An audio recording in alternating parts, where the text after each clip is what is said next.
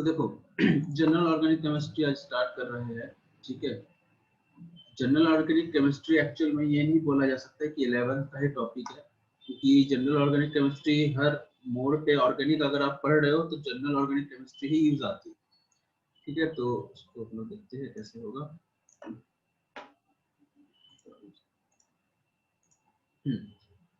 तो देखो आज स्टार्ट कर रहे हैं हम लोग जनरल ऑर्गेनिक केमिस्ट्री GOC, ठीक है। तो GOC में सबसे पहला टॉपिक हम लोग जो पढ़ेंगे वो है charge dispersion, charge dispersion and stability, charge dispersion and stability होता क्या है? Charge dispersion and stability for any charge species, कोई आ रहा है क्या? Species we define volume charge density,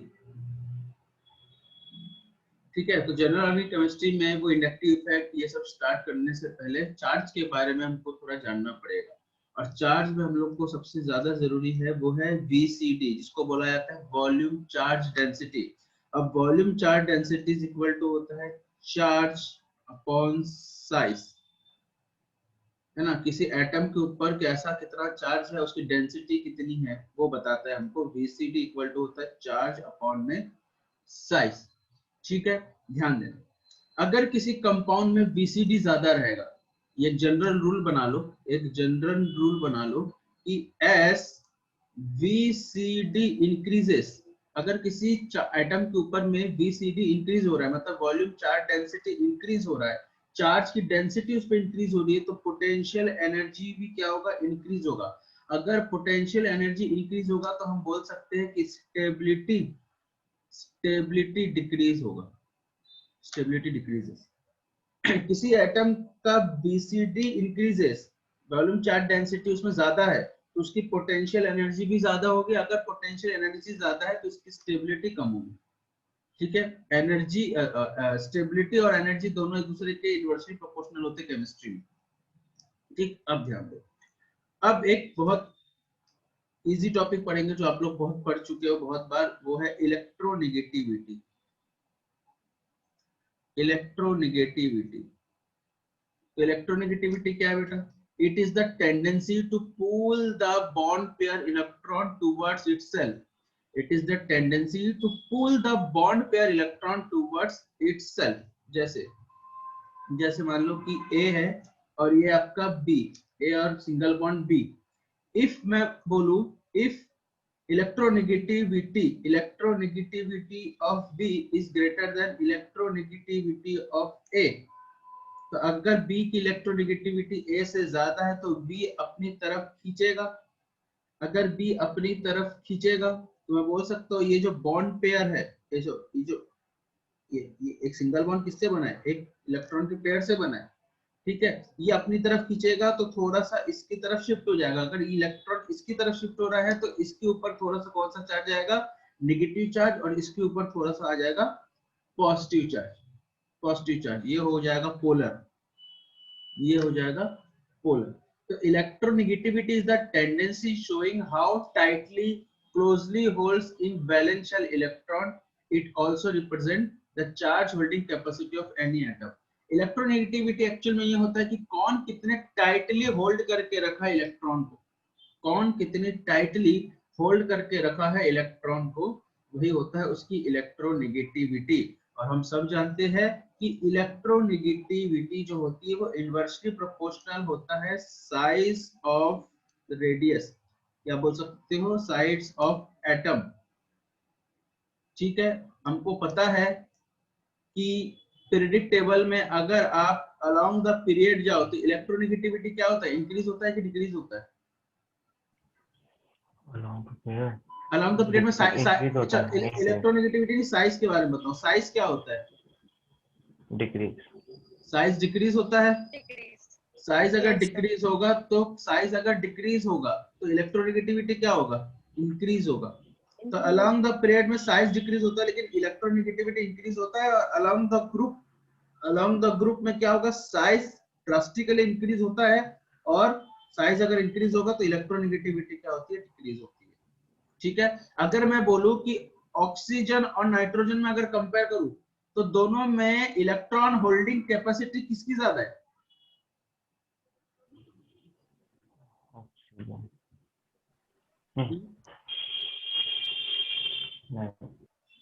तो नाइट्रोजन पहले आता है कि ऑक्सीजन पहले आता है? नाइट्रोजन। नाइट्रोजन। है ना, तो नाइट्रोजन इस ग्रुप में पहले आएगा, फिर ऑक्सीजन आएगा ना, फिर फ्लोरीन आता है, यही है। ठीक है, Yes, sir. तो यहाँ पे मैं बोल सकता हूँ कि किसकी इलेक्ट्रॉन होल्डिंग कैपेसिटी ज्यादा है। मान लो इसके पास भी तो लोन पेयर है, इसके पास भी लोन पेयर है, तो इलेक्ट्रॉन की होल्डिंग कैपेसिटी किसकी ज्यादा है? ऑक्सीजन। ऑक्सीजन की। समझ में आ रहा है, ऑक्सीजन की इलेक्ट्रोनेगेटिविटी ज्यादा है नाइट्रोजन से। इसका मतलब क्या है कि इसके पास जो इलेक्ट्रॉन रखा हुआ है, इसके पास जो इलेक्ट्रॉन रखा हुआ है, सबसे टाइटली कौन होल्ड करके रखा है? ऑक्सीजन। क्लियर है? चलो आगे चलते हैं। अब हम लोग को पता है कि इलेक्ट्रोनेगेटिविटी तो एटम में होता है, इलेक्ट्रोनेगेटिविटी ऑर्बिटल में भी होता है, ऑर्बिटल में भी होता है। जैसे अगर मैं बोलूं ये ऐसा, ये S, ये P, ये D, ये F, ये S P D F। ठीक, we define electronegativity of orbital also. हम ऑर्बिटल के लिए भी इलेक्ट्रोनेगेटिविटी डिसाइड कर सकते हैं। तो मुझे एक बात बताओ कि सबसे पास न्यूक्लियस के कौन सा वाला है? S ऑर्बिटल है। यस मान लो सबके पास इलेक्ट्रॉन, इसके पास भी इलेक्ट्रॉन, इसके पास भी इलेक्ट्रॉन, इसके पास भी इलेक्ट्रॉन, इसके पास भी इलेक्ट्रॉन, तो न्यूक्लियस सबसे टाइटली किसको पकड़ के रखेगा? कौन से वाले ऑर्बिटल को सबसे अच्छे से खींचेगा वो? SP. सबसे अच्छा एस ऑर्बिटल को।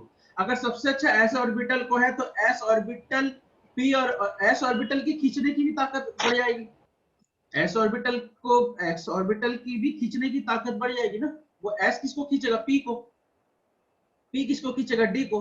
लेकिन सबसे टाइटली अगर एस पी डी एफ पे कंपेयर करें तो सबसे टाइटली कौन किसको खींच पाएगा? एस खींच पाएगा कि पी खींच पाएगा कि डी खींच पाएगा कि एफ खींच पाएगा? एसपी को। एस बहुत S. टाइट, मतलब बहुत जल्दी, बहुत ताकत किसी में ज्यादा होगा तो एस के पास होगा। क्यों एस के पास ज्यादा ताकत है? क्योंकि उसके पास सबसे पास में उसके पास न्यूक्लियस है, तो न्यूक्लियस सबसे टाइटली इसको खींचेगा। अगर सबसे टाइटली इसको खींचेगा तो ये भी इसको टाइटली खींचेगा, फिर धीरे धीरे कम होता जाता है। तो मैं ये बोल सकता हूँ कि इलेक्ट्रोनेगेटिविटी ऑफ ऑर्बिटल में एस की इलेक्ट्रोनेगेटिविटी सबसे ज्यादा, फिर पी की, फिर डी की, फिर एफ की। क्या ये क्लियर हुआ? Yes sir. ठीक है, तो इलेक्ट्रोनेगेटिविटी ऑर्बिटल में s की ज्यादा है, फिर p की, फिर d की, फिर f की। अब इधर ध्यान दो। ठीक है, organic chemistry is compound of carbon and hydrogen. Organic chemistry is the compound of क्या है? Carbon and hydrogen. In carbon only 3 hybridization is present. Carbon में कितने हाइब्रिडाइजेशन प्रेजेंट होता है? अगर कार्बन की कोई चेन है तो हम कितने हाइब्रिडाइजेशन मैक्सिमम देख सकते हैं? 3। कार्बन तो 4 बॉन्ड बनाता है, इससे ज्यादा बॉन्ड बना ही नहीं सकता। तो या तो sp हो सकता है, या तो sp2 हो सकता है ये कार्बन, या तो sp3। क्या sp3 से ज्यादा हो सकता है? क्योंकि sp3 में तो 4 ऑर्बिटल आ गए ना, तो 4 मतलब 4 बॉन्ड। तो एक कार्बन, एक ऑर्गेनिक में कार्बन जो होता है वो 3 से ज्यादा, इस 3 से ज्यादा हाइब्रिडाइजेशन शो कर ही नहीं सकता। sp, sp2 और sp3। ठीक, अब ध्यान दो हाइब्रिडाइजेशन। ठीक है, हाइब्रिडाइजेशन, इसमें एस आई से इसको मैं डिनोट करता हूं। अब इसमें हम लोग परसेंट ऑफ एस कैरेक्टर देखेंगे। Percent of s character. अच्छा एक चीज ध्यान देना, sp3 के बाद कौन सा हाइब्रिडाइजेशन आएगा? sp3d है? sp3d। तो d आ सकता है क्या? कार्बन के पास d ऑर्बिटल होता है क्या? नहीं, कार्बन के पास d ऑर्बिटल नहीं होता। कार्बन का d ऑर्बिटल नहीं होता तो sp3 मैक्सिमम दिखा सकता है, sp3 दिखाएगा ही नहीं। तो कार्बन के पास d ऑर्बिटल प्रेजेंट नहीं होता। तो देखो hybridization si, percent of s character, का एक फॉर्मूला होता है, याद रखना, 1/1 प्लस आई इंटू 100। ठीक है, अभी हम लोग देख रहे थे इलेक्ट्रोनेगेटिविटी ऑर्बिटल में, अब यहां से हम लोग देखेंगे इलेक्ट्रोनेगेटिविटी ऑफ हाइब्रिडाइज ऑर्बिटल में। हाइब्रिडाइज ऑर्बिटल की भी अपनी एक इलेक्ट्रोनेगेटिविटी है, वो इससे समझेंगे। कैसे समझते हैं? एस कैरेक्टर पहचान के, और एस कैरेक्टर निकालने का फॉर्मूला होता है 1/1 प्लस आई इंटू 100। कभी कभी जेई नीट में सीधा ये फॉर्मूला पूछ लेता है, आपको बोलेगा परसेंट ऑफ एस कैरेक्टर का फॉर्मूला क्या है, तो ये कुछ 3-4 फॉर्मूले दिए रहेंगे, ये फॉर्मूला कभी ये ऐसा भी आ सकता है क्वेश्चन, तो याद रखना 1/1 प्लस आई इंटू 100। अब ध्यान दो इधर, अब ध्यान दो। सर इसमें आई क्या है? हाँ बता रहा हूँ। देखो यहाँ पे आई है नंबर ऑफ ऑर्बिटल पार्टिसिपेंट, जैसे बोल सकता हूँ एसपी। तो जैसे मैं एक काम करता हूँ, पहले हम करते हैं परसेंट ऑफ एस कैरेक्टर, हम लोग देखते हैं इसका एसपी का। एसपी में एस कैरेक्टर कितना है, कितना एस का अपना बोल सकते हो, उसकी हुकूमत कितनी है एसपी ऑर्बिटल में।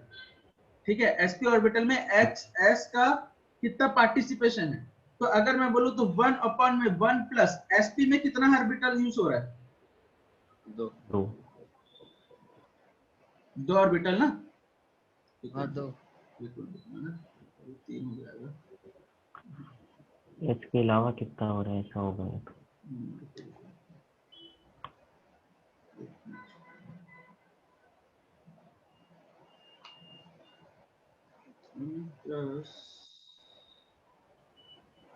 हाँ सर तब आ जाएगा। सर एस ढूंढ रहे तो एस का ही देखेंगे ना। नहीं, वो एस का ही देखें। एसपी एसपी2 एसपी3 में तो एस एक ही तो होता है। एक एस मिनट, के अगर अलावा कितना है? इसके अलावा अगर मैं इसको 2 करता हूँ, इनको 100 नहीं सर करता 1 हूँ, करोगे ना, 1+1। हाँ सर 1 होगा पी ना। एक ही है ना। 50-50 SP2 में आएगा। जैसे फिर 2 कर देंगे तो 33% आ जाएगा, अच्छा तो 3 और पे लेते हैं। SP3 में 25% आ जाएगा। हाँ चलो चलो, ये हो जाएगा सही। तो एस को छोड़ के कितना है एस कैरेक्टर देखना है, तो देखो 1/1 में हो जाएगा 1 प्लस आई, तो आई की जगह है पी कितना है, एस के अलावा पी 1 कितना है 1 है, तो 1 प्लस 1 ये हो जाएगा आपका 1/में 2 इंटू 100, तो कितना आ जाएगा 50%। ठीक है, परसेंट ऑफ एस कैरेक्टर अगर देखें sp2 में, तो sp2 में हो जाएगा 1/1 प्लस आई, मतलब कितने पी ऑर्बिटल है 2 है, 2 प्लस 3 हो जाएगा, इंटू 100 करोगे तो ये आ जाएगा 33.3%। ठीक है, और परसेंट ऑफ एस कैरेक्टर अगर sp3 में देखे, sp3 में देखे तो 1/1 प्लस 4 इंटू 100, 1+3 सर। 1 प्लस, हाँ सॉरी 1 प्लस 3 इंटू 100, तो कितना आ जाएगा ये आपका 25%। तो मुझे बताओ, हमको पता है इलेक्ट्रोनेगेटिविटी, ध्यान देना इतना ना, हमको पता है कि इलेक्ट्रो जो नेगेटिविटी है वो एस की ज्यादा है, फिर पी की, फिर डी की, फिर एफ की।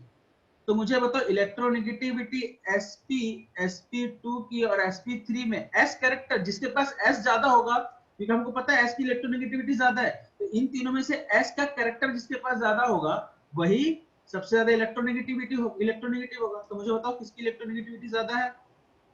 SP ऐसा होगा SP2 है। sp3, यस क्योंकि sp में s कैरेक्टर कितना है 50% है, इसमें s का कैरेक्टर कितना 33% और इसका s कैरेक्टर कितना 25%। तो सबसे ज्यादा s कैरेक्टर किसका है इसके पास, इसलिए इसकी इलेक्ट्रोनेगेटिविटी ज्यादा है। तो देखो अभी तक हम लोग इलेक्ट्रोनेगेटिविटी एटम का देख लिए, इलेक्ट्रोनेगेटिविटी ऑर्बिटल का देख लिए, ये इलेक्ट्रोनेगेटिविटी हाइब्रिडाइजेशन ऑर्बिटल का भी देख लिए। ठीक है, तो हम लोग ये बोल सकते हैं, कि इलेक्ट्रोनेगेटिविटी इज डायरेक्टली प्रोपोर्शनल, ठीक है, परसेंट ऑफ एस कैरेक्टर, जितना ज्यादा एस कैरेक्टर होगा उतनी ही हाइब्रिडाइज्ड ऑर्बिटल की इलेक्ट्रोनेगेटिविटी होगी। ठीक है, अब एक क्वेश्चन देता हूं, एक क्वेश्चन से समझते हैं। क्वेश्चन है आपके पास HC triple bond CH double bond CH2। ठीक है, अब मुझे बताओ कि यहाँ पे इलेक्ट्रोनेगेटिविटी अगर मैं ये फर्स्ट कार्बन मान लूं, सेकंड कार्बन मान लूं, थर्ड कार्बन मान लूं, फोर्थ कार्बन मान लूं, तो एक्चुअल में मैं इलेक्ट्रोनेगेटिविटी किस किस के बीच में देखूंगा, कौन कौन से कार्बन के बीच में देखना है, कौन से कार्बन के सेकंड बीच में, थर्ड सेकंड और थर्ड के बीच में देखना है। ठीक है, क्योंकि क्यों देखना है? क्योंकि हमको यहाँ से साफ दिख रहा है कि इधर की इलेक्ट्रोनेगेटिविटी कुछ अलग होगी और इधर की इलेक्ट्रोनेगेटिविटी अलग होगी, क्योंकि यहाँ पे कार्बन और कार्बन ट्रिपल बॉन्ड है, यहाँ पे कार्बन और कार्बन डबल बॉन्ड है, तो मुझे कार्बन कार्बन सिंगल बॉन्ड के बीच में इलेक्ट्रोनेगेटिविटी दिखानी है। मुझे बताओ यहाँ पे इस कार्बन का इलेक्ट्रोनेगेटिविटी कितना है, सॉरी हाइब्रिडाइजेशन कितना है? एस sp sp, ठीक है, sp करेंगे ना, क्योंकि 2 सिग्मा है विदाउट लोन पेयर, तो 2 सिग्मा नो लोन पेयर, 2 + 0 तो कितना आएगा? 2 मतलब कितना है? sp आता है ना सबको हाइब्रिडाइजेशन निकालने, तो समझ में आया? आता है सबको हाइब्रिडाइजेशन निकालने, कोई ऐसा है जिसको हाइब्रिडाइजेशन नहीं निकालने आता? तो मैं बता दूंगा, कोई दिक्कत नहीं। तो यहाँ पे जो है ये sp हाइब्रिडाइज्ड है, ये वाला कार्बन कौन सा हाइब्रिडाइज्ड है? तो यहाँ पे कितना है? 1, एक हाइड्रोजन, एक कार्बन किस किस के साथ बॉन्ड बना है? एक sp2 कार्बन 1 2 3, तो 3 सिग्मा बॉन्ड है प्लस 0 लोन पेयर, तो 3 + 0 मतलब 3, ठीक है, तो 3 मतलब कितना? sp2। मुझे बताओ sp और sp2 में किसकी इलेक्ट्रोनेगेटिविटी ज्यादा? एसपी sp की, तो sp ये खींचेगा अपनी तरफ, तो अगर ये अपनी तरफ खींचेगा तो इस कार्बन के ऊपर आएगा डेल्टा नेगेटिव, इस कार्बन के ऊपर आएगा डेल्टा पॉजिटिव। क्या ये क्लियर है? तो ऐसे आप इलेक्ट्रोनेगेटिविटी से पता कर सकते हो कौन सा कैसा होगा, कौन सा नेगेटिव चार्ज होगा, कौन सा पॉजिटिव चार्ज। अब इधर ध्यान दो, तो हम लोग ने अभी तक इलेक्ट्रोनेगेटिविटी देख लिया किस किस का, एटम का, सेकेंड ऑर्बिटल का, थर्ड हाइब्रिडाइज्ड ऑर्बिटल का। अब ध्यान दो एक चीज, बॉन्ड एंगल। बॉन्ड एंगल अगर मैं बोलूं, बॉन्ड एंगल की बात करूं, तो percent of s character sp2 और sp3 अगर देखे तो इलेक्ट्रोनेगेटिविटी क्या होगी? इलेक्ट्रोनेगेटिविटी इसकी ज्यादा होगी, ऐसा जाएगा, sp3 के सबसे कम, फिर sp2, फिर सबसे ज्यादा sp का। sp का बॉन्ड एंगल कितना होता है? अगर किसी स्ट्रक्चर का हाइब्रिडाइजेशन sp है तो बॉन्ड एंगल कितना होता है? लीनियर होता है, तो 180, ठीक। sp2 का कितना होता है? 120, और sp3 का कितना होता है? 10928, यही होता है, यस ठीक है, यही होता है। तो मैं ये बोल सकता हूँ, तो देखो sp3 से sp जाओगे तो बॉन्ड एंगल इंक्रीज हो रहा है, बॉन्ड एंगल क्या हो रहा है? इंक्रीज हो रहा है। तो क्या मैं ये बोल सकता हूं, तो मैं ये बोल सकता हूं कि percent of s character is directly proportional to bond angle. क्या ये बोल सकता हूँ? जैसे जैसे एस कैरेक्टर बढ़ रहा है वैसे वैसे देखो ऐसा लग रहा है कि बॉन्ड एंगल भी इंक्रीज हो रहा है। तो क्या मैं ये बोल सकता हूँ कि परसेंट ऑफ एस कैरेक्टर अगर डायरेक्टली प्रोपोर्शनल है इलेक्ट्रोनेगेटिविटी के, जैसे कि मैंने बताया, तो मैं क्या ये भी बोल सकता हूँ कि electronegativity is directly proportional to bond angle. Clear है भैया? अगर sp sp2 sp3 का हाइब्रिडाइजेशन अगर है और सबसे ज्यादा इलेक्ट्रोनेगेटिव इसकी है, फिर इसकी सबसे कम इसकी है, तो वैसा अगर देखोगे तो बॉन्ड एंगल से भी हम लोग रिलेशन निकाल सकते हैं कि हाँ भैया, जिसका सबसे ज्यादा बॉन्ड एंगल वो सबसे ज्यादा इलेक्ट्रोनेगेटिव, जिसका सबसे कम बॉन्ड एंगल वो सबसे ज्यादा कम इलेक्ट्रोनेगेटिव। तो हम बॉन्ड एंगल के लिए भी देखो इलेक्ट्रोनेगेटिविटी निकाल लिए। अब देखो आगे, कंसीडर 3 स्पीशीज, कंसीडर 3 स्पीशीज। मान लो ये X पॉजिटिव है, एक ही एलिमेंट है, मान लो एक ही एलिमेंट के 3 X है, एक X पॉजिटिव है, एक X न्यूट्रल है और एक X निगेटिव है, ठीक है। ध्यान देना, X पॉजिटिव X पॉजिटिव क्या करेगा?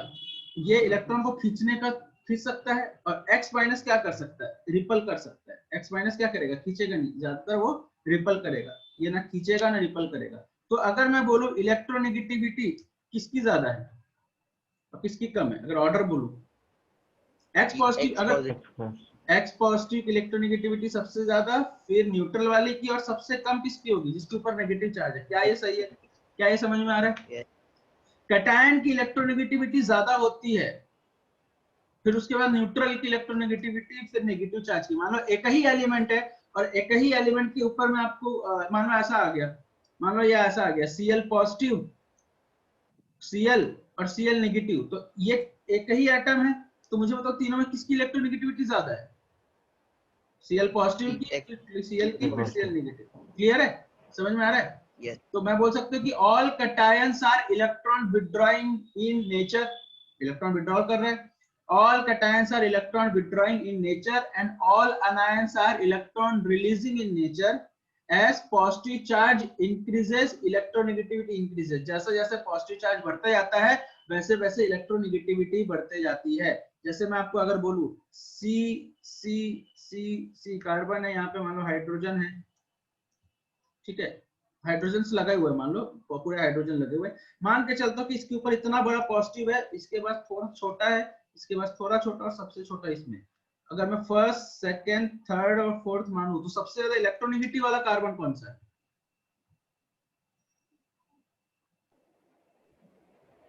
सबसे ज्यादा इलेक्ट्रोनेगेटिव वाला कार्बन कौन सा है? फर्स्ट वाला, सेकंड वाला, फर्स्ट वाला, ये सबसे ज्यादा इलेक्ट्रोनेगेटिव, मोस्ट इलेक्ट्रोनेगेटिव। क्यों है?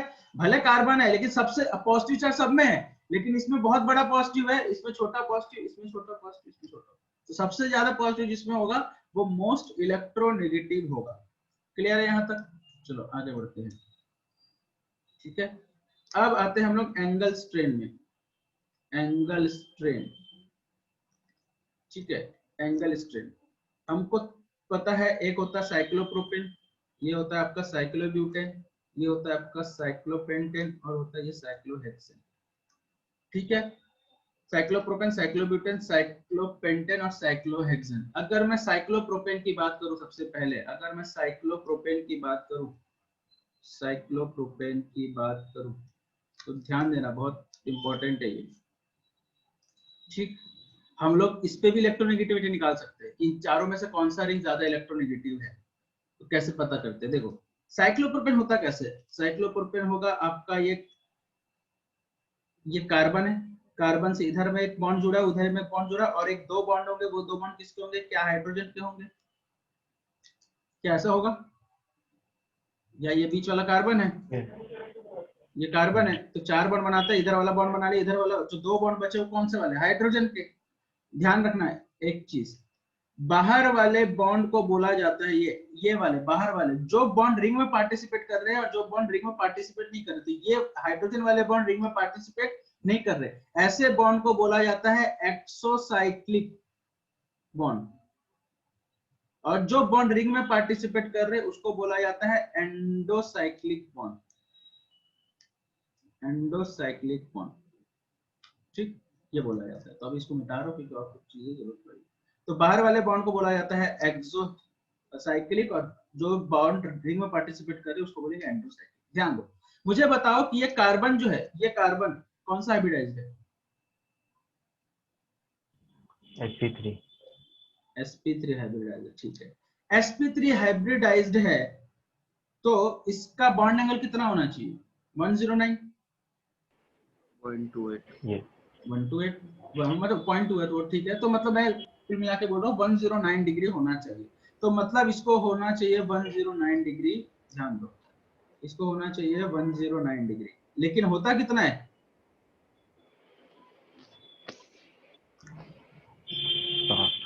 60 डिग्री। एक sp3 हाइब्रिडाइज, देखो sp3 हाइब्रिडाइज 109 में क्यों आना चाह रहा है? sp3 हाइब्रिडाइज 109 में इसलिए आना चाह रहा है क्योंकि उस पर्टिकुलर एंगल में उसको स्ट्रेन कम मिल रहा है।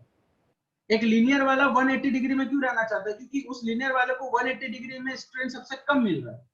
लेकिन यहाँ पे sp3 हाइब्रिडाइज हो है, लेकिन यहाँ का जो एंगल है वो 60 डिग्री है। तो ऐसा नहीं लग रहा है क्या कि इस 109 को यहाँ पे जबरदस्ती इसको दबाया गया और इसको बिल्कुल जबरदस्ती इसको 60 डिग्री में लाया गया, क्योंकि ये तो 109 होना चाहिए था, 109 यहाँ होना चाहिए, है कितना? 60। तो ऐसा लग रहा है कि इसको जबरदस्ती इस एंगल को पुश किया गया है, दोनों को 60 डिग्री पे लाने के लिए। हुआ है कि नहीं? इमेजिन कर पा रहे हो? 109 होना चाहिए था, ऐसा लग रहा है कि इसको जबरदस्ती उसको दबाया गया है और उसको 60 डिग्री में लाया गया है। अगर किसी चीज को आप जबरदस्ती 60 डिग्री में लाओगे तो यहाँ पे ये बॉन्ड भी किससे बना है? इलेक्ट्रॉन से बना है ना, तो इलेक्ट्रॉन इलेक्ट्रॉन पास आएंगे कि नहीं आएंगे? या जितना दबाते जाओगे ये बॉन्ड पास आता जाएगा, ये बॉन्ड पास आते जाएगा तो रिपल्शन भी स्टार्ट हो जाएगा, और रिपल्शन स्टार्ट हो जाएगा तो पोटेंशियल एनर्जी इंक्रीज हो जाएगी। पोटेंशियल एनर्जी इंक्रीज हो जाएगी भैया। रिपल्शन से क्या होता है, पोटेंशियल एनर्जी इंक्रीज होता है। अगर पोटेंशियल एनर्जी इंक्रीज होता है, इसी पोटेंशियल एनर्जी इंक्रीज को स्ट्रेन बोला गया कि स्ट्रेन इंक्रीज हो रहा है, इसमें स्ट्रेन आ रहा है, इसमें स्ट्रेन आ रहा है। अब एक चीज ध्यान दो, थोड़ा सा बस ये इमेजिन करना कि मान के चलोगे अगर इसको दबाया गया होगा तो ये ऊपर वाला क्या हुआ होगा, खुला होगा। मान लो कैंची है, आप उसको ऐसा दबाते हो कैंची, अगर मैं थोड़ा सा इमेजिन करूं कि इसको आप पुश कर रहे हो तो ऊपर वाला खुल रहा होगा ना। समझ में आ रहा है? कुछ इमेजिन कर पा रहे हो कि इसके लिए ना क्या है ना, दिखना चाहिए, थोड़ा सा फिजिकल क्लास होती तो और ज्यादा समझ में आता। तो इसको अगर दबाओगे तो ऊपर वाला बॉन्ड खुलेगा ना। समझ में आ रहा है? ऊपर वाला बॉन्ड खुलेगा। देखो ध्यान दो, ऊपर वाला बॉन्ड अगर इसको दबाया गया, जब मान के चलो कि sp3 था और ये 109 डिग्री में था, तो ये 109 में, तो ये भी मान लो कि 109 में ही था। तो जब इसको दबाया गया होगा 60 में आया होगा, तो ऊपर वाला 109 से ज्यादा हुआ होगा कि कम हुआ होगा? ऊपर वाला पहले तो 109, हाँ पहले 109 था, मैंने जबरदस्ती इसको दबाया 60 डिग्री में लाने के लिए, तो जैसे मैं दबाऊंगा तो ऊपर वाला और खुल जाएगा, खुलेगा तो 109 से ज्यादा हो जाएगा ना, 109 से ज्यादा हो जाएगा। अब एक चीज ध्यान दो, यहाँ पे क्या बताना चाह रहा हूं मैं। अगर मैं ले लू साइक्लो, ये ब्यूटेन, ये आपका पेंटेन और ये आपका हेक्सेन ले लेता हूँ, साइक्लोहेक्सेन। यहाँ पे मैं ले लेता हूँ एक्सपेक्टेड बॉन्ड एंगल, यहाँ पे ले लेता हूँ मैं एक्चुअल बॉन्ड एंगल, और यहाँ पे मैं ले लेता हूँ एंगल स्ट्रेन। तो साइक्लोप्रोपेन का एक्सपेक्टेड बॉन्ड एंगल क्या होना चाहिए, 109, क्योंकि sp3 हाइब्रिडाइज्ड है। लेकिन एक्चुअल बॉन्ड एंगल कितना है, 60 डिग्री। तो एंगल स्ट्रेन कितना है, 49 डिग्री 28। अगर मैं यहाँ पे 28 कर दूं तो ठीक है, समझ में आ रहा है, क्लियर है? साइक्लोब्यूटेन में कार्बन का कितना होता है हाइब्रिडाइजेशन, किसी भी एक कार्बन का हाइब्रिडाइजेशन कितना होता है, sp3 होगा, तो ये भी 109 में होना चाहिए। लेकिन होता कितना है साइक्लोब्यूटेन में, 90 डिग्री। तो एंगल स्ट्रेन कितना आ रहा है, 90 डिग्री। ठीक। साइक्लोपेंटेन के भी कार्बन sp3 हाइब्रिडाइज्ड है, तो ये भी 109 होना चाहिए। लेकिन होता कितना है, साइक्लोपेंटेन में bond angle 108 degree, angle strain कितना आ रहा है, 28, 1 डिग्री 0.28। साइक्लोहेक्सेन का भी 109 होना चाहिए, क्योंकि यहाँ का कार्बन, सब कार्बन sp3 है। लेकिन होता कितना है, एक्चुअल बॉन्ड एंगल 109 ही होता है, ये 109.8 होता है, तो इसका बॉन्ड एंगल होता है 109 डिग्री। तो डिफरेंस कितना का, सिर्फ 28.28। अब इधर एक चीज ध्यान दो, जैसे कि मैंने बताया कि ऊपर का बॉन्ड खुलेगा, जैसे इसको दबाओगे ऊपर का बॉन्ड खुलेगा, तो मैं बोल सकता हूँ ये 109 के ऊपर चला जाएगा। अगर 109 के ऊपर चला गया, और इतना जान लो कि ये लगभग 120 तक पहुंच जाता है। अगर 120 तक पहुंच गया तो मैं ये बोल सकता हूँ कि ये कार्बन का sp3 हाइब्रिडाइजेशन ना के ये कहीं ना कहीं sp2 के जैसे बिहेव कर रहा है। बताओ क्यों, कैसे मैं बोल पा रहा हूँ कि sp2 टाइप का बिहेव कर रहा है?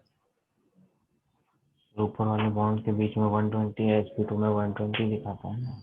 हाँ ठीक है। अगर मैं 60 डिग्री को यहाँ पे मैं इसको दबाऊंगा तो ऊपर वाला बॉन्ड ऊपर खुलेगा मतलब 109 डिग्री से ज्यादा होगा। और मैं ये बता दूं, ये कहीं करीबन 120 डिग्री पहुंच जाता है, इतना खुल जाता है। अगर 120 डिग्री पहुंच गया तो मैं बोल सकता हूँ ये sp3 कार्बन जो है ये कहीं ना कहीं sp2 के टाइप बिहेव कर रहा है, क्योंकि sp2 का बॉन्ड एंगल कितना होता है, 120 डिग्री। sp2 का बॉन्ड एंगल होता है 120 डिग्री। तो मैं ये बोल सकता हूँ कि ये sp3 कार्बन sp2 कार्बन के जैसे बिहेव कर रहा है। और हमको पता है कि sp2 की इलेक्ट्रोनेगेटिविटी ज्यादा होती है sp3 से, ठीक है। तो यहां से हम ये भी पता कर सकते हैं कि किसका ज्यादा इलेक्ट्रोनेगेटिव होगा। तो मुझे खुद बताओ साइक्लोप्रोपेन, साइक्लोब्यूटेन, साइक्लोपेंटेन और साइक्लोहेक्सेन में किसकी इलेक्ट्रोनेगेटिविटी ज्यादा है? साइक्लोप्रोपेन की इलेक्ट्रोनेगेटिविटी सबसे ज्यादा है और सबसे कम है साइक्लोहेक्सेन की इलेक्ट्रोनेगेटिविटी, क्योंकि इसको सबसे ज्यादा दबाया गया होगा तो सबसे ज्यादा ये खुला होगा। इसको इससे कम दबाया गया होगा, कम खुला होगा, इसको और कम दबाया गया, कम खुला, इसमें एंगल स्ट्रेंथ बहुत कम है। समझ में आ रहा है? एंगल स्ट्रेंथ जिसमें ज्यादा होगा, जिसमें एंगल स्ट्रेंथ ज्यादा होगा, जितना कम एंगल स्ट्रेंथ बन रहा होगा उतना ही ऊपर का खुलेगा।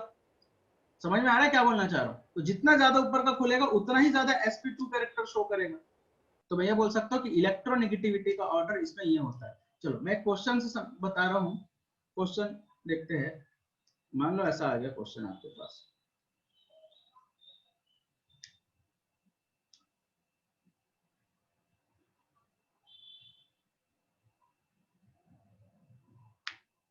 ठीक, ये क्या है? साइक्लो क्या है? ये प्रोपेन। ये क्या है आपका? साइक्लोब्यूटेन। मुझे बताओ किसके ऊपर नेगेटिव चार्ज आएगा, किसके ऊपर पॉजिटिव चार्ज आएगा? साइक्लोप्रोपेन पे नेगेटिव। हाँ, खींचेगा इसको क्योंकि इसकी इलेक्ट्रोनेगेटिविटी ज्यादा है, तो इसके ऊपर डेल्टा नेगेटिव चार्ज आएगा, इसके ऊपर डेल्टा पॉजिटिव चार्ज आएगा। क्या ये क्लियर है? क्या समझ में आया? ठीक है, तो ऐसा आपको इलेक्ट्रोनेगेटिविटी का आपको रिंग वाले फॉर्म में भी Yes, पूछ sir. सकता है। तो देखो आज इलेक्ट्रोनेगेटिविटी के बारे में बहुत सारी चीजें पढ़े। अब नेक्स्ट हम लोग टॉपिक में आते हैं जिसका नाम है स्टेबिलिटी ऑफ चार्जेस। अगर आपको स्टेबिलिटी ऑफ चार्जेस पता चल गया, आपको सीख गए आप स्टेबिलिटी ऑफ चार्जेस निकालना, तो आप एसिडिक कैरेक्टर और बेसिक कैरेक्टर भी निकालना सीख जाओगे कि किसकी एसिडिक स्ट्रेंथ ज्यादा है, किसकी बेसिक स्ट्रेंथ ज्यादा है। अगर आप स्टेबिलिटी ऑफ चार्जेस सीख गए तो ऑटोमेटिकली आप ये दोनों सीख जाओगे। तो देखो स्टेबिलिटी ऑफ चार्जेस होता क्या है। सबसे पहला, if the key atom are line in same period, जैसे कि मैंने अभी बताया स्टार्टिंग जब हुआ क्लास का, मैंने क्या बताया कि जिसकी ऊपर BCD means volume charge density, या बोल सकते चार्ज डेंसिटी, जिसके ऊपर ज्यादा होगी उसकी पोटेंशियल एनर्जी ज्यादा होगी। जिसके पास चार्ज ज्यादा उसकी पोटेंशियल एनर्जी ज्यादा, और जिसके पास पोटेंशियल एनर्जी ज्यादा उसकी स्टेबिलिटी क्या होगी? उसकी स्टेबिलिटी क्या होगी? कम। ठीक है, मान के चलो क्वेश्चंस आपको पीरियड के फॉर्म में आते हैं, पीरियड के एलिमेंट्स के बीच में आपको ऑर्डर बोल रहा है अरेंज करो, और आपको बोल दिया है कि ये किसकी स्टेबिलिटी किसकी ज्यादा है, तो आप चार्ज देखना पसंद करोगे क्योंकि मैंने बताया कि जिसके ऊपर चार्ज ज्यादा उसकी पोटेंशियल एनर्जी ज्यादा, उसकी स्टेबिलिटी कम। तो if the key atom are line in same period, अगर सेम पीरियड से क्वेश्चन आ जाते हैं तो ध्यान देना, हम ये मान के चलेंगे कि size of atom remain nearly same। समझ में आ रहा है? हम ये मान के चलेंगे कि साइज जो एटम का है वो नियरली सेम है। अलोंग द पीरियड साइज क्या होता है? डिक्रीज होता है, ये हमको पता है, डिक्रीज होता है। अच्छा मुझे बताओ अलोंग द पीरियड में क्या शेल इंक्रीज होता है कि सबके सेम शेल होते हैं? जैसे ऑक्सीजन, नाइट्रोजन, फ्लोरीन का ले लूं, सेम शेल, तीनों के शेल सेम होते हैं। सॉरी, नाइट्रोजन, Same होता है. नाइट्रोजन, ऑक्सीजन, फ्लोरीन, ठीक है, सेम होता है ना। लेकिन हम बोलते हैं डिक्रीज हो जा रहा है, तो डिक्रीज क्यों होता है? एक्चुअल में न्यूक्लियस चार्ज की वजह से होता है ना। और तीनों के अगर शेल सेम है तो साइज डिक्रीज कहां से हुआ? तो क्यों होता है? क्योंकि न्यूक्लियर चार्ज की वजह से वो थोड़ा खींचता है अपने पास, तो फ्लोरीन ज्यादा खींचता है तो उसकी सेल थोड़े पास ज्यादा आ जाते हैं। लेकिन मैं ये बोल सकता हूं कि अलोंग द पीरियड में साइज डिक्रीज होता है लेकिन ड्रास्टिकली डिक्रीज नहीं होता।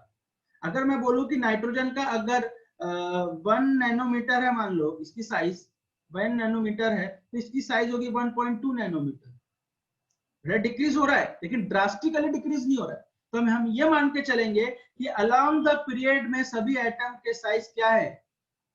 सेम है। समझ में आ रहा है क्या बोलना चाह रहा हूं? Yes, sir. Along the period में एटम के साइज डिक्रीज होते हैं, हम जानते हैं, लेकिन ड्रास्टिकली डिक्रीज नहीं होता क्योंकि शेल सबके सेम होते हैं। थोड़ा न्यूक्लियर चार्ज की वजह से थोड़ा पास आ जाता है, इसकी वजह से वो डिक्रीज हो जाता है। लेकिन हम ये मान के चलेंगे कि ड्रास्टिकली डिक्रीज नहीं हो रहा है, बहुत कम अमाउंट में डिक्रीज होता है, इसलिए हम नियरली उसके साइज को सेम मान के चलेंगे। अगर सेम मान के चलेंगे तो वीसीडी भी क्या होगा? वीसीडी भी रिमेन सेम होगा। सबके ऊपर में चार्ज जो होगा वो भी क्या होगा? नियरली सेम होगा, क्योंकि सभी एटम के साइज सेम है, उसके ऊपर जो चार्ज बढ़ाएगा तो मैं बोल सकता हूँ सभी की बीसीडी नियरली सेम है। अगर बीसीडी सेम है तो फिर डिसाइड कैसे करेंगे सर कि स्टेबिलिटी किसकी ज्यादा है? आप तो बोल दिए सर बीसीडी नियरली सेम है, तो हम डिसाइड किससे करेंगे? कौन सा फैक्टर है जो डिसाइड करेगा कि किसकी कौन से चार्ज की इस चार्ज की स्टेबिलिटी ज्यादा है कम है? कौन डिसाइड करेगा? अगर बीसीडी भी नियरली सेम हो गया, क्योंकि साइज सेम है तो बीसीडी भी नियरली सेम होगा। Charge electronegativity. इलेक्ट्रोनेगेटिविटी बिल्कुल सही। तो मैं बोल सकता हूँ कि electronegativity dominates, electronegativity dominates over VCD along the period। अभी जितना भी कुछ मैं बोल रहा हूँ ये सिर्फ पीरियड के लिए एप्लीकेबल है, ग्रुप के लिए नहीं। तो क्या सीखा अभी इससे कि कभी भी क्वेश्चन आ जाए सेम पीरियड का तो हम साइज क्या मान के चलेंगे? सेम। साइज सेम है तो बीसीडी भी क्या होगा? सेम। तो बीसीडी Same। सेम है तो स्टेबिलिटी कैसे निकालेंगे? बीसीडी तो सेम है, स्टेबिलिटी फैक्टर कौन चेंज करेगा? इलेक्ट्रोनेगेटिविटी देखेंगे, इलेक्ट्रोनेगेटिविटी देखेंगे। अब देखो कैसे देखेंगे, इलेक्ट्रोनेगेटिविटी से पता करेंगे कि किसकी स्टेबिलिटी ज्यादा है। एक एग्जांपल लेके चल रहा हूं मैं। मान के चलो कि हमारे पास इतना बड़ा एटम है, ये न्यूक्लियस है, इतना बड़ा एटम है, इसके ऊपर नेगेटिव चार्ज, और एक है यहाँ पे हमारा इतना छोटा सा एटम, इसके ऊपर नेगेटिव चार्ज। ठीक, फिजिक्स में आप लोग पढ़े हो, अगर दो चार्ज पास में आ रहा है, दो सेम चार्ज अगर पास में आ रहा है तो एनर्जी कम, पोटेंशियल एनर्जी इंक्रीज होता है कि डिक्रीज होता है? मान लो पॉजिटिव पॉजिटिव सामने आ गए, पोटेंशियल एनर्जी क्या होगा? डिक्रीज। इंक्रीज होगा। ठीक है, निगेटिव निगेटिव पास आ रहे हैं, पोटेंशियल एनर्जी क्या होगा? इंक्रीज होगा। लेकिन अगर अपोजिट चार्ज आ रहे तो पोटेंशियल एनर्जी क्या होता जाएगा? डिक्रीज होता जाएगा। जितना पास आएंगे ये दोनों चार्ज उतना ही डिक्रीज होगा, ये दोनों चार्ज जितना पास आएंगे पोटेंशियल एनर्जी इंक्रीज होगा। अब इधर ध्यान दो, अगर मैं बोल रहा हूँ कि ये बड़ा एटम है ये छोटा एटम है, तो अगर ये बड़ा ये छोटा एटम है तो मैं ये बोल सकता हूँ कि इसकी इलेक्ट्रोनेगेटिविटी ज्यादा है। धीरे धीरे पढ़ेंगे हम। क्या मैं बोल सकता हूँ इलेक्ट्रोनेगेटिविटी ज्यादा है? सबको पूछ रहा हूँ। ठीक है, तो उस आगे बताने के पहले मैं एक बार डिस्कनेक्ट कर रहा हूँ, आपको फिर से ज्वाइन करो।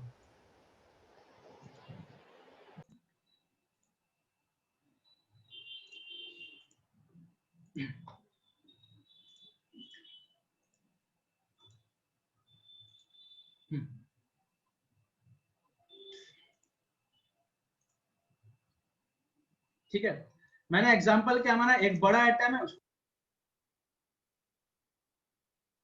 छोटे एटम की इलेक्ट्रोनेगेटिविटी ज्यादा होती है। अलोंग द हमने बताया ना, पहले बताया ना, छोटे एटम की इलेक्ट्रोनेगेटिविटी ज्यादा होती है, इनवर्सली प्रोपोर्शनल होता है ना साइज के, तो इसकी इलेक्ट्रोनेगेटिविटी ज्यादा है। अब मुझे बताओ अगर इसकी इलेक्ट्रोनेगेटिविटी ज्यादा है और ये छोटा एटम है तो यहाँ पे नेगेटिव और पॉजिटिव का डिस्टेंस कम होगा, यहाँ पे नेगेटिव और पॉजिटिव का डिस्टेंस ज्यादा होगा कि नहीं होगा? ये छोटा Yes, है ये sir. बड़ा है, Yes। यहाँ पे नेगेटिव और पॉजिटिव के बीच में डिस्टेंस ज्यादा होगा, यहाँ पे नेगेटिव और पॉजिटिव के बीच में डिस्टेंस कम होगा। तो मुझे बताओ दोनों में से किसकी पोटेंशियल एनर्जी ज्यादा होगी फर्स्ट और सेकंड में? नेगेटिव पॉजिटिव जितना पास आएंगे उसकी पोटेंशियल एनर्जी उतनी ही कम होती जाती है। तो सबसे ज्यादा पास कौन है? Negative positive. सेकंड वाले फर्स्ट वाले में? सेकंड वाले में है ना, अपोजिट फोर्स पास आ रहा है, सबसे ज्यादा पास है, तो मैं बोल सकता हूँ पोटेंशियल एनर्जी इसकी कम है। अगर इसकी पोटेंशियल एनर्जी कम है तो स्टेबिलिटी क्या होगा? पोटेंशियल ज्यादा। स्टेबिलिटी ज्यादा होगी, ज्यादा एनर्जी होगी। कम स्टेबिलिटी ज्यादा। यहाँ पे देखो भले अपोजिट चार्ज है लेकिन इसके कंपैरिजन में ये दूर है, तो दूर है तो इसकी पोटेंशियल एनर्जी क्या होगी? ज्यादा होगी। अगर इसकी पोटेंशियल एनर्जी ज्यादा होगी तो स्टेबिलिटी क्या होगा?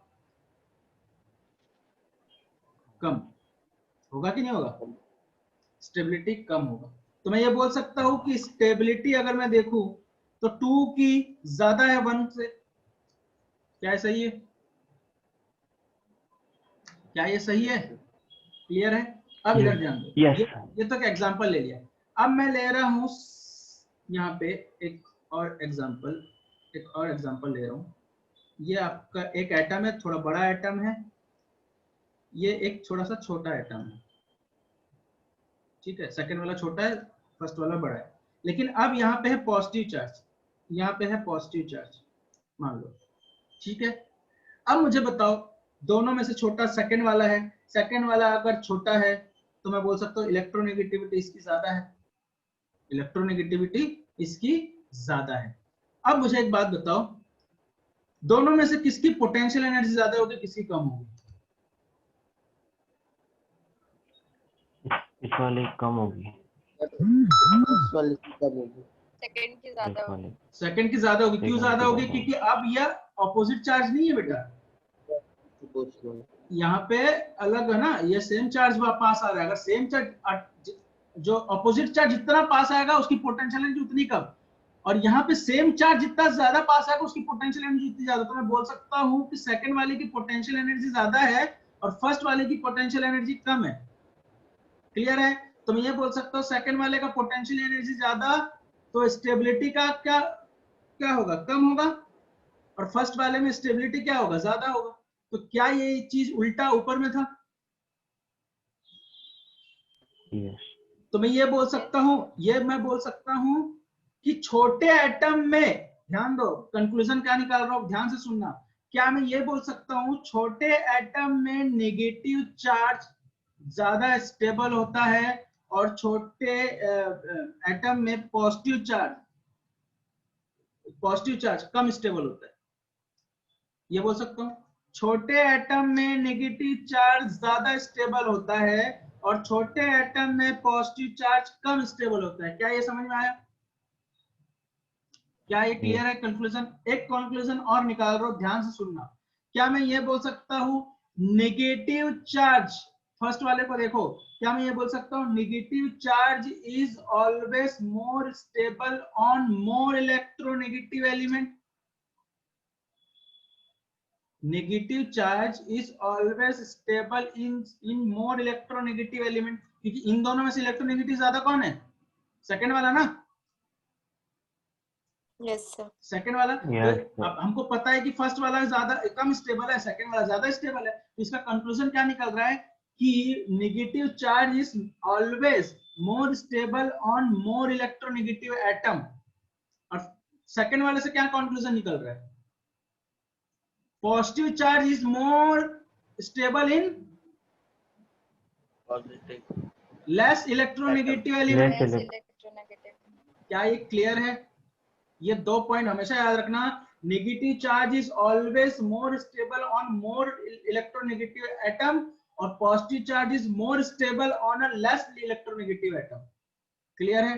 This 2 points is valid for period. ये जो दोनों चीज पढ़ाया हूं, ये पॉइंट जो है ये वैलिड सिर्फ पीरियड के लिए है बेटा, ग्रुप के अभी तक बताया नहीं हूं। ये 2 पॉइंट, ठीक, जो 2 पॉइंट मैंने बताया। थर्ड पॉइंट ये है कि पॉजिटिव चार्ज कैन बिकम, अभी जैसे मैं बोला सेकंड वाले चीज से, सेकंड वाले इस वाले कंक्लूजन से मैंने ये निकाला कि positive charge is always more stable किसमें, लेस इलेक्ट्रोनेगेटिव एटम में। अब एक एक्सेप्शन बता रहा हूं, positive charge can become more stable even on a more electronegative atom. एक ऐसा एक दो चीजें आ जाती है जहां पे पॉजिटिव चार्ज कहां पे स्टेबल माना गया है, छोटे एटम के ऊपर पॉजिटिव चार्ज स्टेबल माना गया। अभी तो हमने क्या देखा, बड़े एटम के ऊपर पॉजिटिव चार्ज जो होता है वो स्टेबल होता है। लेकिन एक कंक्लूजन में और एक दे रहा हूं, कुछ एक एक्सेप्शन पॉइंट है, positive charge can become more stable even on a more electronegative atom provided the octet is complete.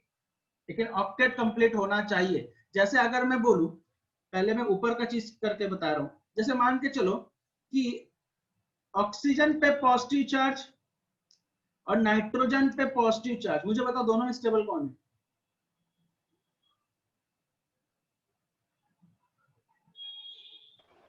Oxygen पे पॉजिटिव। कंक्लूजन क्या था हमारा? कंक्लूजन था पॉजिटिव चार्ज, पहले तो देखो पॉजिटिव चार्ज है और हमको पता है कि positive charge is always more stable on less electronegative. तो लेस इलेक्ट्रोनेगेटिव कौन है? नाइट्रोजन। तो क्या ये होगा, नाइट्रोजन ज्यादा स्टेबल होगा? Positive charge is more stable in less electronegative atom, ये तो मोर इलेक्ट्रोनेगेटिव है। अब मुझे बताओ N- और O- आ गया, मान लो दोनों में से कौन स्टेबल है? तो नेगेटिव चार्ज है, तो नेगेटिव चार्ज का क्या कंक्लूजन था? Minus negative charge is always more stable on more electronegative atom. तो नेगेटिव चार्ज मोर इलेक्ट्रोनेगेटिव, क्या ये सही है? Negative charge is more stable in more electronegative atom, तो ये होगा, और पॉजिटिव चार्ज के लिए ये होगा। क्या यहां तक समझ में आया है? इसको दिक्कत तो नहीं? ठीक। अब जो मैं थर्ड एक्सेप्शन बताया कि positive charge more electronegative atom के ऊपर में भी स्टेबल हो सकता है प्रोवाइडेड उसका ऑक्टेट कंप्लीट हो, क्योंकि ऑर्गेनिक में ऑक्टेट से ज्यादा कोई भी चीज स्टेबल नहीं हो सकता, उससे ज्यादा स्टेबल कुछ नहीं होता ऑक्टेट से ज्यादा। जैसे कि एग्जांपल ले लो, RC positive double bonded O और RC triple bonded O positive, ठीक है। तो अगर मैं एक्सेप्शन नहीं बताया रहता, अगर मैं एक्सेप्शन नहीं बताता, तो तुम्हारे हिसाब से कौन सा स्टेबल होना चाहिए था? फर्स्ट वाला कि सेकंड वाला? फर्स्ट वाला स्टेबल होना चाहिए। क्यों? क्योंकि positive charge is more stable in less electronegative atom. तो ये लेस इलेक्ट्रोनेगेटिव है या मोर इलेक्ट्रोनेगेटिव है? पॉजिटिव चार्ज लेस इलेक्ट्रोनेगेटिव के ऊपर स्टेबल होगा तो हम ये कर देते, लेकिन ध्यान रखना एक्सेप्शन है। क्यों एक्सेप्शन है ये? क्यों एक्सेप्शन है? क्योंकि ध्यान देना बेटा, यहां पे मुझे बताओ कार्बन के पास कितने इलेक्ट्रॉन? क्या 6 इलेक्ट्रॉन है?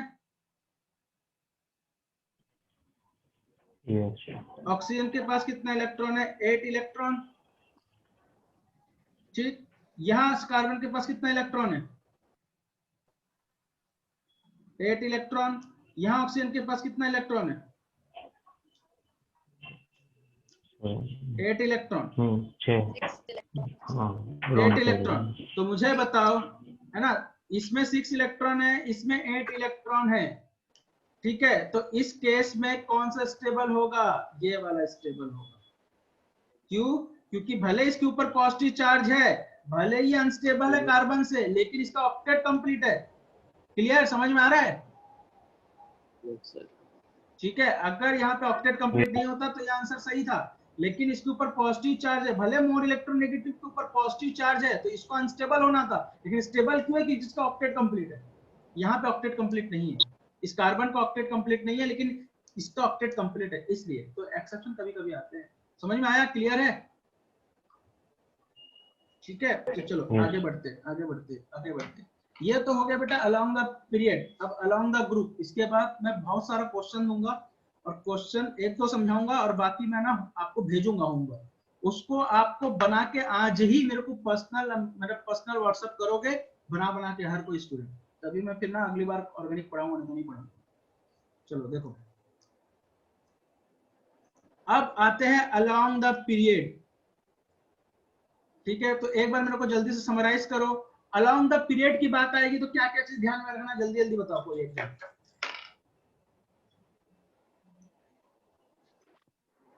अलोंग द पीरियड में कभी क्वेश्चन आ जाता है, तो सबसे पहले तो ये बोलो। हाँ बोलो। साइज सेम रहेगा, VCD सेम रहेगा, इलेक्ट्रोनेगेटिविटी डोमिनेट कर देगी VCD के ऊपर। हाँ। तो फिर इलेक्ट्रोनेगेटिविटी मेन कंपोनेंट होगा जो अफेक्ट करेगा स्टेबिलिटी को। फिर उसके बाद हम लोग पोटेंशियल एनर्जी का कॉन्सेप्ट देखेंगे, जिसमें लाइक चार्जेस का पोटेंशियल जब पास आते हैं तब पोटेंशियल एनर्जी इंक्रीज होती है, अनलाइक आते हैं तब डिक्रीज होती है। फिर उसके बाद हम लोग डिफरेंट साइज के एटम्स लेंगे, उन पे अलग अलग चार्ज लेंगे और उसकी स्टेबिलिटी देखेंगे। पहले नेगेटिव चार्ज लेंगे तो फिर वो जो मैंने कॉन्सेप्ट समझाया पोटेंशियल एनर्जी का, तो क्या हर बार आप साइज वाइज तो बना के देखोगे नहीं? आपको तो पता है, आपको साइज तो बना के देखना ही नहीं है, क्योंकि साइज की कॉन्सेप्ट ही नहीं आएंगे। तो उस केस में क्या होगा? इलेक्ट्रोनेगेटिविटी डोमिनेट करेगा। तो इलेक्ट्रोनेगेटिविटी में कैसे पता करोगे कि positive charge is more stable in less electronegative atom और negative charge is more stable in more electronegative atom? ये बस ध्यान रखना, ठीक है। जैसे मैं आपको एक क्वेश्चन दे दिया, मान लो कि F पॉजिटिव, नहीं ऐसा कर देता हूँ, हाँ चलो काम करता हूँ, ऐसा कर देता हूँ। मान लो एक क्वेश्चन दे देता हूँ, ये अलोंग द पीरियड का क्वेश्चन है, अलोंग द पीरियड का क्वेश्चन है। मान के चलो कि मैं क्वेश्चन ऐसा दे देता हूँ मैं आपको, ऑक्सीजन पॉजिटिव, नाइट्रोजन पॉजिटिव और फ्लोरीन पॉजिटिव। थोड़ा सा इसको साइड कर देता हूँ, ऐसा कर देता हूँ। Nitrogen positive, oxygen positive. तो मुझे बताओ किस कौन सा स्टेबल है? क्या ये अलोंग द पीरियड का क्वेश्चन है कि अलोंग द ग्रुप का क्वेश्चन है? अलोंग द पीरियड का क्वेश्चन है। अगर पीरियड का क्वेश्चन है तो चार्ज से हमको मतलब नहीं, हमको बस देखना इलेक्ट्रोनेगेटिविटी किसकी ज्यादा है। बस चार्ज का ये देखना है कि पॉजिटिव चार्ज क्या होता है, मोर stable in less electronegative. Less electronegative atom. तो लेस इलेक्ट्रोनेगेटिव कौन सा है? तो क्या ऑर्डर कुछ ऐसा होगा? यस। ठीक है। अगर मैं क्वेश्चन ऐसा देता हूँ N negative, O negative, F negative, तो यहाँ पे Opposite हो नेगेटिव चार्ज जाएगा। है, तो हम पता है negative charge is more stable in negative More charge electronegative। More electronegative. Yes, समझ में आ रहा है? ठीक है, तो ये चीज ध्यान रखना। अब अलोंग द पीरियड का पढ़ते हैं जल्दी जल्दी। अलोंग द पीरियड सबसे इजी है। अलोंग द पीरियड में ध्यान रखना, size increases drastically, size increases drastically increase होता है। अगर ड्रास्टिकली इंक्रीज हो रहा है तो बीसीडी भी क्या होगा? इंक्रीज होगा। अगर साइज बढ़ते जाएगा तो बीसीडी क्या होगा? Decreases drastically. क्यों ड्रास्टिकली डिक्रीज होगा? वॉल्यूम बढ़ रहा है पर चार्ज तो उतना ही। मैंने आप लोग को एक कॉन्सेप्ट बताया था कि छोटे एटम के ऊपर छोटे एटम के ऊपर चार्ज, चाहे पॉजिटिव हो चाहे नेगेटिव हो, और बड़े एटम के ऊपर चार्ज, कौन सी किसकी डेंसिटी सबसे ज्यादा होगी? छोटे एटम के ऊपर चार्ज की या बड़े एटम के ऊपर चार्ज की? छोटे एटम के ऊपर ना, बताया था ना। ये एक एग्जांपल भी दिया था, दिया एक हाथ में आप पेन का ढक्कन पकड़ लो और एक हाथ में मोबाइल पकड़ लो, किसको छुड़ाना इजी है? मोबाइल को। क्यों मोबाइल को? क्योंकि आपका मुट्ठी जो है, आपका जो मुट्ठी है वो उसको चार्ज मान लो, क्योंकि दोनों मुट्ठी तो सेम साइज का है ना, चार्ज तो सेम ही है। मान के चलो आप एक हाथ से मोबाइल पकड़ लो, एक हाथ से पेन का कैप पकड़ लो, तो भैया कैप के ऊपर में आपका पकड़ ज्यादा होगा, मोबाइल में आपका पकड़ कम होगा। तो मैं बोल सकता हूँ छोटे वाले में पकड़ बहुत ज्यादा, उसकी डेंसिटी बहुत ज्यादा। तो ध्यान रखना बेटा, छोटे एटम के ऊपर चार्ज है तो उसकी डेंसिटी ज्यादा होती है बड़े एटम के ऊपर चार्ज से। तो क्या होगा, अगर साइज इंक्रीजेस हो रहा है तो बीसीडी क्या होगा? डिक्रीज होगा ना, चार्ज की डेंसिटी। समझ में आ रहा है? Yes sir. चार्ज की डेंसिटी कम होगी, जैसे जैसे आपका साइज बढ़ेगा उसके ऊपर अगर चार्ज है तो धीरे धीरे उसकी बीसीडी डिक्रीज होगी, चार्ज की डेंसिटी डिक्रीज हो जाएगी। ध्यान देना, यहाँ पे इलेक्ट्रोनेगेटिव के कॉन्सेप्ट से नहीं देखेंगे। अगर बीसीडी आ रहा है, बीसीडी चेंज हो रहा है, तो इसमें बीसीडी डोमिनेट्स ओवर इलेक्ट्रोनेगेटिव। यहाँ पे आपको इलेक्ट्रोनेगेटिविटी से नहीं देखना है। अलोंग द ग्रुप की बात आ गई तो, जैसे मैं क्वेश्चन दे रहा हूँ F minus Cl minus Br minus I minus, मुझे बताओ क्या ये अलोंग द पीरियड के अलोंग द ग्रुप के है? Along the group. Along the group. अगर अलोंग द ग्रुप है तो इलेक्ट्रोनेगेटिविटी से देखेंगे क्या? नहीं देखेंगे। किसके ऊपर चार्ज की डेंसिटी सबसे कम है? आयोडीन के पास चार्ज की डेंसिटी सबसे कम है। चार्ज कम, स्टेबिलिटी ज्यादा। क्लियर? यस। पॉजिटिव नेगेटिव से कोई लेना देना नहीं है हमको, उसके नेचर से कोई मतलब नहीं है कि नेगेटिव की पॉजिटिव है। अगर यही F पॉजिटिव आ गया, Cl पॉजिटिव आ गया, Br पॉजिटिव आ गया और I पॉजिटिव आ गया, मुझे बताओ चार्ज की डेंसिटी अभी भी किस पे कम है? पॉजिटिव चार्ज की डेंसिटी अभी भी किस पे कम है? आयोडीन पे कम है। स्टेबिलिटी यही होगा। क्लियर है? समझ में आ रहा है? समझ में आ रहा है? आ रहा है सर, आ रहा है। ठीक है, आगे देखते हो। तो अब क्वेश्चंस की चालू होते हैं। C positive, N positive, O positive, F positive, मैं जिससे पूछूंगा वो बताएगा। मुझे राशि बताओ क्या होगा इसका आंसर?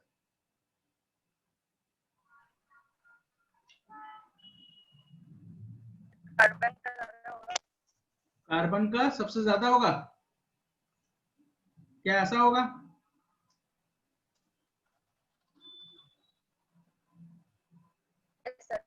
हाँ, क्यों होगा? कैसे करेंगे डिसाइड? मुझे बताओ ये क्वेश्चन पीरियड का है कि ग्रुप का है? पीरियड का है। पीरियड का है। अगर पीरियड है तो साइज से डिसाइड करेंगे कि इलेक्ट्रोनेगेटिविटी से? इलेक्ट्रोनेगेटिविटी से। इलेक्ट्रोनेगेटिविटी से, और इलेक्ट्रोनेगेटिविटी में ये सब पॉजिटिव चार्ज है, और हमको पता है positive charge is more stable in less electronegative वाला आइटम। चारों में से इलेक्ट्रोनेगेटिव किसकी कम है, और इसकी, तो स्टेबल ये ज्यादा होगा। क्लियर है, समझ में आ रहा है? चलो आगे बढ़ते हैं। क्वेश्चन अगला, CH3 negative, NH2 negative, OH negative, F negative, मुझे बताओ क्या होगा स्टेबिलिटी ऑर्डर?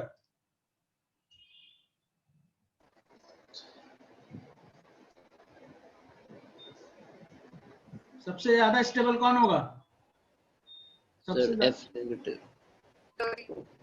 फ्लोरीन। क्यों? बिल्कुल सही। Yes, sir. यहाँ पे भी देखो, ये Sir. सेम पीरियड के एलिमेंट है, सेम Yes. पीरियड के एलिमेंट, सेम पीरियड, लेकिन नेगेटिव चार्ज वाला, negative charge is more stable in more electronegative atom. Negative charge is more stable in more electronegative atom, तो ये होगा आंसर। क्लियर? चलो आगे देखते हैं। क्वेश्चन है आपका, क्वेश्चन है आपका SH माइनस Cl माइनस, कौन स्टेबल होगा? कौन स्टेबल Cl होगा? minus. Cl माइनस, क्योंकि ये अलोंग द ग्रुप का है, अलोंग द ग्रुप है, इसकी साइज बड़ी, साइज बड़ी है मतलब चार्ज डेंसिटी कम, इसकी स्टेबिलिटी ज्यादा। नीचे वाला का बताओ सबसे ज्यादा किसका होगा? Oxygen, sulphur, selenium, tellurium. ठीक है, टेलोरियम का कि ऑक्सीजन का सबसे ज्यादा? टेलोरियम का ज्यादा होगा, क्योंकि ये अलोंग द ग्रुप का क्वेश्चन है, अलोंग द ग्रुप के में इसके ऊपर डेंसिटी सबसे कम, तो इसका स्टेबिलिटी ज्यादा। क्वेश्चन अगला, अगला क्वेश्चन है RO minus RS minus, answer क्या? RO minus. Minus, RS minus ज्यादा स्टेबल होगा। ये ऑक्सीजन सल्फर ग्रुप का है, ग्रुप का है, तो इसकी ऊपर चार्ज डेंसिटी सबसे कम, की साइज बड़ा है, इसलिए इसका स्टेबल। अगला question, CH3CH2 positive, CH2 double bond CH positive, HC triple bond C positive, तीनों में से बताओ। अब बोलोगे सर ये तो सेमी एलिमेंट है, ना ये ग्रुप का है, ना ही ये क्या बोलते हैं पीरियड का है, तो सेम ही है, की एटम तो सेम ही है, कार्बन कार्बन कार्बन, तो पहला किससे वाला, डिसाइड करोगे? पहला वाला सबसे स्टेबल होगा। जब साइज सेम है तो डिसाइडिंग फैक्टर कौन? इलेक्ट्रोनेगेटिविटी। इलेक्ट्रोनेगेटिविटी। साइज सेम है तो इलेक्ट्रोनेगेटिविटी। अब मुझे बताओ ये कार्बन जो है कौन सा हाइब्रिडाइज्ड है? sp2। sp2 इधर वाला भी आपका sp, एक्चुअल में ये भी sp2 होता है, लेकिन इतना कॉन्सेप्ट के अंदर घुसूंगा नहीं, क्योंकि इसके अंदर एकदम घुस गया तो नहीं समझ में आएगा, इसके लिए फिजिकल क्लास की जरूरत है, ऑनलाइन क्लास में नहीं हो पाएगा। इसका एक्चुअल में sp2 होता है, लेकिन इसमें ना ये p ऑर्बिटल वो बहुत सारे कॉन्सेप्ट है, तो अभी इसको sp ही मानो, ये सॉरी sp2 ही होता है इसका, इसका sp2 ही होता है। sp3 लेंगे ना,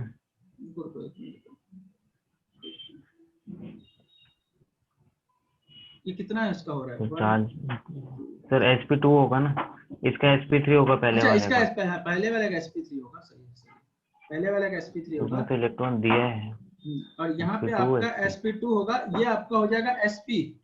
तो मुझे बताओ इलेक्ट्रोनेगेटिविटी किसकी ज्यादा है? sp की। समझ में आ रहा है? sp की इलेक्ट्रोनेगेटिविटी ज्यादा। अब मोर इलेक्ट्रोनेगेटिविटी में पॉजिटिव चार्ज स्टेबल होता है कि अनस्टेबल होता है? अनस्टेबल। Stable.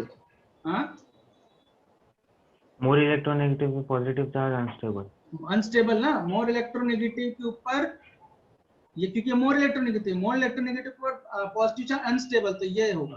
क्या समझ में आया? Yes, sir. ये वाला क्वेश्चन क्लियर है?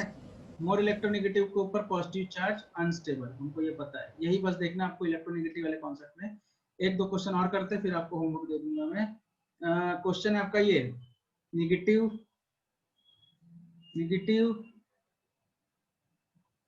Negative negative. अब मुझे बताओ, Cyclopropane, cyclobutane, cyclopentane, cyclohexane.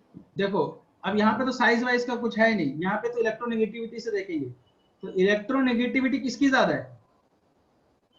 Cyclopropane का। अरे Yes, sir. इलेक्ट्रोनेगेटिविटी साइक्लोप्रोपेन का सबसे ज्यादा, मैंने बताया था थोड़ी देर पहले। हाँ, मोर हाँ। इलेक्ट्रोनेगेटिव पे नेगेटिव चार्ज, मोर इलेक्ट्रोनेगेटिव है ये, और इसके Stable. ऊपर नेगेटिव चार्ज, स्टेबल है कि अनस्टेबल? स्टेबल। स्टेबल। क्लियर है, समझ में आ रहा है? Yes. चलो अगला, अगला क्वेश्चन है, यही है, पॉजिटिव पॉजिटिव पॉजिटिव पॉजिटिव, सबसे ज्यादा इलेक्ट्रोनेगेटिव है, मोर इलेक्ट्रोनेगेटिविटी पे पॉजिटिव चार्ज, अनस्टेबल। समझ में आ रहा है? क्लियर है? ठीक, Yes, sir. क्वेश्चन तो करवा ही दिया मैंने पूरा। चलो ठीक है, अब एक और क्वेश्चन देता, अब ये मिक्स क्वेश्चन भी आ सकता है। देखो मिक्स क्वेश्चन क्या है, OH minus, SH minus, PH2 minus, NH2 minus, F minus, Cl minus. यहाँ पे देखो ग्रुप के भी है और पीरियड की भी है, ऐसे क्वेश्चन को कैसे सॉल्व करोगे? तो पहले एक तरफ ज्यादा स्टेबल वाले ग्रुप के हाँ, हिसाब से, पहले ग्रुप, पहले क्या कर दो, पीरियड सबको के हिसाब पीरियड के हिसाब से बांट दो। तो पीरियड के हिसाब से बांटोगे तो ऐसा कर दूं मैं, OH minus, NH2 minus, F minus एक पीरियड का है, और SH minus, PH2 minus, Cl minus एक पीरियड का है। ठीक है, अब मुझे बताओ, ये दोनों तो एक ग्रुप के हैं, ऑक्सीजन के नीचे सल्फर, राइट वाले नाइट्रोजन के ज्यादा नीचे स्टेबल फास्फोरस, होंगे। फ्लोरीन के नीचे क्लोरीन। क्या ये स्टेबल होगा इनसे? क्योंकि ये दोनों में, Yes. इन दोनों में कंपटीशन ग्रुप का है ना, ये वाले और ये वाले में कंपटीशन किसका है? ग्रुप का है। और मुझे पता है बड़े साइज के ऊपर चार्ज स्टेबल होता है। ये हो गया। अब अभी तो और बचा है वो है, अब इसमें निकालना है और इसमें निकालना है। तो क्या मैं कर सकता हूं, अगर मैं इसका निकाल रहा हूं तो Cl माइनस का सबसे ज्यादा, फिर SH फिर P SH माइनस का, फिर PH2 माइनस का, ये फिर इसके बाद, फिर F माइनस, फिर इसके बाद PH2 माइनस पहले होगा, फिर SH माइनस होगा।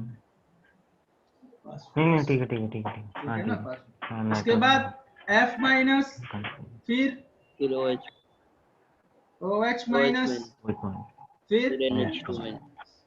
ठीक है, ये क्लियर है? तो ऐसा अपने को देखना है। पहले तो इन दोनों को मैंने ग्रुप में चेंज कर दिया, पहले एक पीरियड को साथ में और एक पीरियड को साथ में ले लिया, तो इसके हिसाब से ये ग्रुप है, ग्रुप का सबसे ज्यादा स्टेबल, ये कर दिया। फिर इसमें डिसाइड करो। अब इसमें कैसे डिसाइड करोगे? इलेक्ट्रोनेगेटिविटी कॉन्सेप्ट से। मोर इलेक्ट्रोनेगेटिव के ऊपर नेगेटिव चार्ज ज्यादा स्टेबल, तो मोर इलेक्ट्रोनेगेटिव के ऊपर, इसमें मोर इलेक्ट्रोनेगेटिव कौन है? Cl माइनस, इसलिए सबसे ज्यादा स्टेबल। इसमें मोर इलेक्ट्रोनेगेटिव कौन है? F माइनस, इसलिए सबसे ज्यादा स्टेबल। सबसे कम NH2 माइनस। क्लियर है? समझ में आया? Yes sir. समझ में आया? Yes, sir. चलो, तो आज के लिए हम लोग इतना ही करते हैं। नेक्स्ट क्लास में हम लोग फिर एसिडिक स्ट्रेंथ और बेसिक स्ट्रेंथ निकालना करेंगे हम लोग। ठीक है, अगर आप लोग स्टेबिलिटी ऑफ चार्जेस पता चल गया ना, तो आप लोग एसिडिक स्ट्रेंथ और बेसिक स्ट्रेंथ में निकाल सकते हो।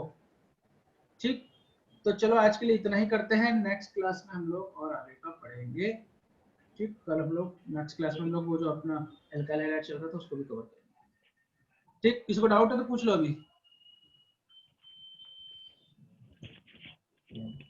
कोई डाउट है? नहीं है ना? अच्छा, स्वयं बाकी सब जा सकते हो। स्वयं से मैं पूछ रहा हूँ, स्वयं कल तुम्हारा एक डाउट था ना कि सर CHO है, तो ये CR1R2 कैसे होगा? मेरे ख्याल से यही डाउट था। सर CHO है, एल्डिहाइड है वैसे ही, तो सर COH अलग से क्यों बनता है? फिर CHO को अपने अंदर ही कर लेना चाहिए ना बॉन्ड। CHO को अपने अंदर ही क्या करना चाहिए? बॉन्ड? मतलब हाइड्रोजन ऑक्सीजन के जाके लग जाना चाहिए ना डायरेक्टली, उसको उतना नहीं, देखो एक चीज मैं अलग बता रहा करके हूँ, अलग होता है। एल्डिहाइड के हिसाब से तो R1R2 भी नहीं आना चाहिए। यस, R1R2 आना चाहिए था क्या भैया? कीटोन, जैसे ये R1 है, ये एल्डिहाइड है, तो कीटोन में तो R2 था, तब ये R2 आया ना। यहाँ पे तो हाइड्रोजन है, तो R2 कैसे आ जाएगा सर? ये डाउट नहीं आया था? यस, तो ये भी था आपका। एक्चुअल में बेटा यह रहता है कि एल्डिहाइड का मैकेनिज्म बिल्कुल अलग होता है, बाकी प्रोडक्ट सेम बनता है। एल्डिहाइड का मैकेनिज्म बिल्कुल अलग होता है, लेकिन प्रोडक्ट आपका सेम बनेगा। क्योंकि मैं उस मैकेनिज्म में जा नहीं रहा हूँ, क्योंकि एक मैकेनिज्म आपको समझा दिया हूँ, तो दूसरा मैकेनिज्म समझाने का मतलब नहीं, इसलिए मैंने कीटोन और एल्डिहाइड का प्रोडक्ट सेम बनेगा। कीटोन को तो मैंने समझा ही दिया था। एल्डिहाइड में एक डाउट आता है कि सर इसमें तो R2 है नहीं, तो R2 कैसे आ गया? यार कीटोन एल्डिहाइड में तो सिर्फ हाइड्रोजन था ना, R2 कहाँ से आ गया? R1 तो समझ में आता है, H है या H है, R2 कैसे आ गया? इसका मैकेनिज्म अलग होता है। ये शॉर्टकट में इतना जान लो कि एल्डिहाइड और कीटोन जो होता है ये सेम प्रोडक्ट देता है, इसका मैकेनिज्म थोड़ा अलग जाता है। ठीक है, तो जो तुम बोलते रहो ना वो उस मैकेनिज्म में सब है, लेकिन उस मैकेनिज्म को पढ़ाना मतलब है बहुत बड़ा भी है, बहुत थोड़ा टिपिकल भी है, तो मतलब नहीं, इसलिए मैं कीटोन का इजी था इसलिए मैं उसको समझाया और उसी हिसाब से एल्डिहाइड का भी होगा। क्लियर? यस चलो ओके बाय सर। हाँ Excuse me, sir. Okay. Sir वो AWS पे हम लोग का 11th का कोर्स कंप्लीट हो गया था क्या, केमिस्ट्री का? केमिस्ट्री का 11th में इक्विलिब्रियम बचा हुआ था। मेरा हम लोग का बचा है सर, बढ़ा दो ना। पढ़ाऊंगा, सब पढ़ाऊंगा क्वेश्चन बेटा। बनते भी नहीं है बात में। हाँ इक्विलिब्रियम के क्वेश्चन में तो सबका ना इक्विलिब्रियम छूटा था मेरा, सबका। इक्विलिब्रियम में भी इक्विलिब्रियम हो रहा था, बस थोड़ा सा बचा हुआ था आधा हो इक्विलिब्रियम का, गया और था। आयनिक इक्विलिब्रियम पूरा बचा हुआ था। Yes sir. ठीक है, बाकी कोर्स तो तुम लोग जानते हो। इस बार तो मैं वैसे भी लेट आया था AWS में और IPS में, मेरे को सिलेबस कंप्लीट करना था, तो जितना मेरे से बन पड़ा मैंने करवा दिया था। लेकिन बहुत सारी चीज को मैंने, जैसे आप लोगों को वुड्स रिएक्शन पढ़ाया था, लेकिन वुड्स रिएक्शन तक पढ़ाया था, वुड्स रिएक्शन के बाद वाली चीजें नहीं पढ़ाया था, वहां से स्किप कर दिया था, फिर आगे गया था क्योंकि तो मतलब नहीं था उस टाइम पढ़ने। लेकिन इस बार मैं सब पढ़ाऊंगा। हम लोग हर संडे बैठेंगे और आगे आगे पढ़ेंगे, इक्विलिब्रियम भी पढ़ेंगे। Yes sir. ठीक है, चलो फिर yes, okay bye. Thank you sir. Okay.